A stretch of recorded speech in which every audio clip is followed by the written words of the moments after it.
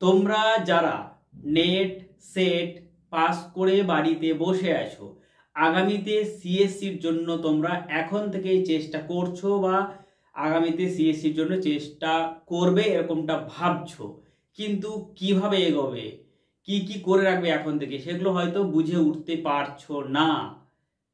তো সেই বিষয়গুলোই আজকে এই ভিডিওর মাধ্যমে আমি বিষয়গুলো স্পষ্ট করব।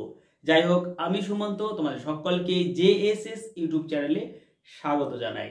দেখো বন্ধুরা, তোমরা প্রত্যেকেই জানো যে সিএসসির নোটিফিকেশন আগে 2 বছর পর পর আসতো, এখন কিন্তু সেটা 3 বছর 4 বছর পর পর আসছে এবং ফুল প্রসেস কমপ্লিট করতে কিন্তু পুরো 5টা বছর কিন্তু লেগে যাচ্ছে। অর্থাৎ 2021-এ নোটিফিকেশন এসেছিল, আবার কিন্তু 2026-এ জানুয়ারি অথবা ফেব্রুয়ারির মধ্যে নোটিফিকেশন আসতে পারে, সম্ভাবনা আছে। অর্থাৎ পুরো 5 বছরই কিন্তু হয়ে যাচ্ছে, আবার সেটা প্রসেসিং হতে হতে আবার 5 বছর আশা করে লেগে যাবে।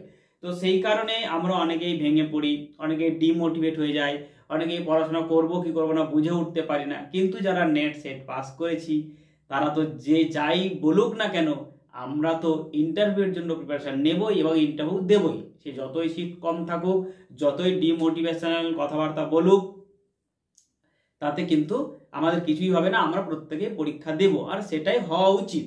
যে আমাদের কর্তব্য হচ্ছে, আমরা যখন নেট পাস করেছি, আমরা যখন সেট পাস করেছি, তখন অবশ্যই আমরা একবার সিএসসির ইন্টারভিউ দেব। তো এক্ষেত্রে আমার যেটা বলার সেটা হচ্ছে, যখন তোমরা ঠিক করেই নিয়েছো যে ইন্টারভিউ একবার দেবে, সিট যতই কম থাকুক, ভালোভাবে নিয়োগ হোক অথবা না হোক, যেভাবে নিয়োগ হোক, দুর্নীতি হোক বা না হোক, তোমরা কিন্তু ইন্টারভিউ যেহেতু দেবেই, সেই জন্য তোমাদেরকে প্রত্যেককেই বলবো যে তোমরা প্রত্যেকেই এখন থেকে ভালো করে ইন্টারভিউর জন্য পড়াশোনা করো।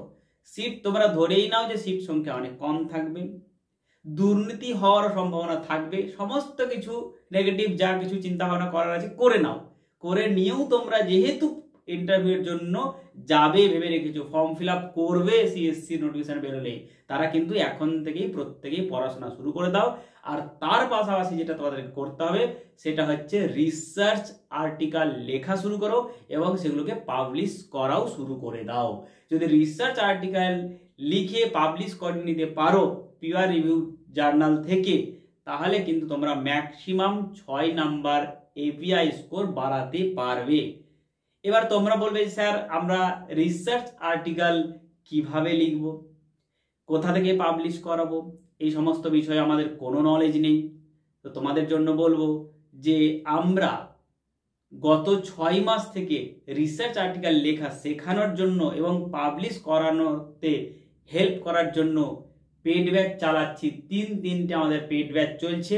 সেই পেড ব্যাচগুলোতে এসে অনেক স্টুডেন্টসই কিন্তু 3 থেকে 4টা রিসার্চ আর্টিকেল নিজে লিখে আমাদের মাধ্যমে কারেকশন করে সেগুলোকে পাবলিশ করে নিয়েছে এবং হাতেও পেয়ে গেছে। আবার অনেকে এখনো শিখছে, এখনো লিখছে এবং পাবলিশ করাচ্ছে, এরকমটা চলছে। এবার তোমরা বলবে, স্যার আপনাদের তো ব্যাচ ক্লোজ হয়ে গেছে, আপনারা তো এখন আর নতুন ব্যাচ শুরু করবেন না, আগের ভিডিওতেই বলেছিলেন। হ্যাঁ, তোমরা ঠিকই শুনেছ, আমরা বলেছিলাম যে আমরা এই মুহূর্তে আর রিসার্চ আর্টিকেল লেখা শেখানোর জন্য নতুন ব্যাচ শুরু করতে পারছি না।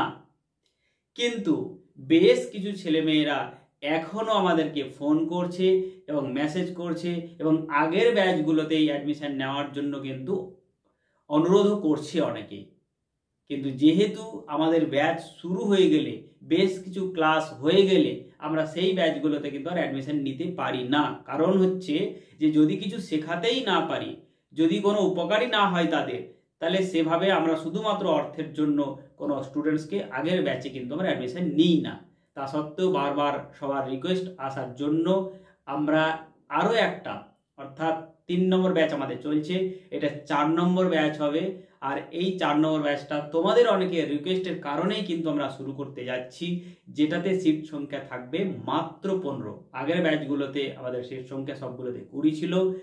এই ব্যাচে, বিশেষ ব্যাচে মাত্র 15টা সিট থাকবে বিভিন্ন সাবজেক্ট মিলে।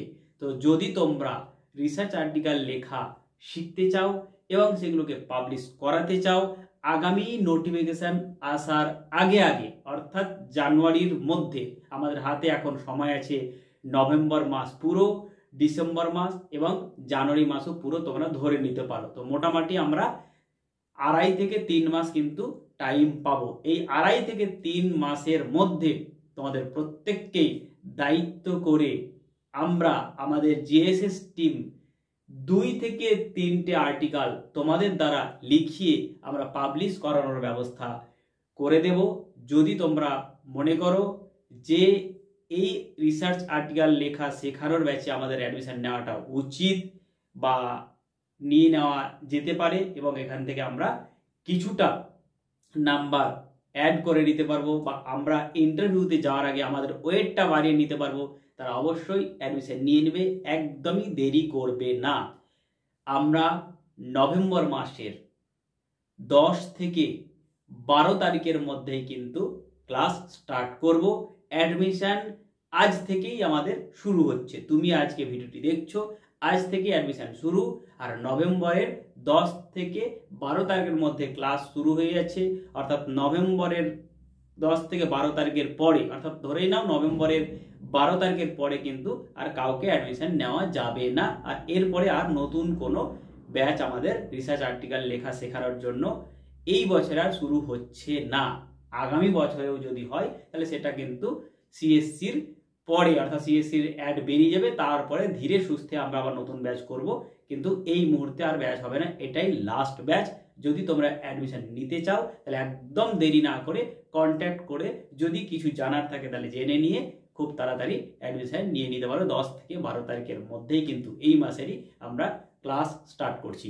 কখন ক্লাস হবে, কিভাবে ক্লাস হবে, কোন কোন বারে ক্লাস হবে, কোন কোন সাবজেক্টের জন্য আমরা রিসার্চ আর্টিকেল লেখা শেখাবো, সমস্ত ডিটেলস তোমরা ডেসক্রিপশন বক্সে পেয়ে যাবে এবং আমাদের সাথে কন্ট্যাক্ট করার জন্য নাম্বারও কিন্তু ডেসক্রিপশন বক্সে পেয়ে যাবে। তাহলে একদম আর দেরি না করে ঝটপট আমাদের জিএসএস এর রিসার্চ রাইটিং স্কিল ডেভেলপমেন্টের ক্লাসে অ্যাডমিশন নিয়ে নাও এবং আগামী সিএসসি নোটিফিকেশন আসার আগে আগেই আমরা তোমাদের দ্বারা প্রত্যেককেই 2 থেকে 3টে রিসার্চ আর্টিকেল লিখিয়ে সেগুলোকে পাবলিশ করানোর ব্যবস্থাও করে দেব।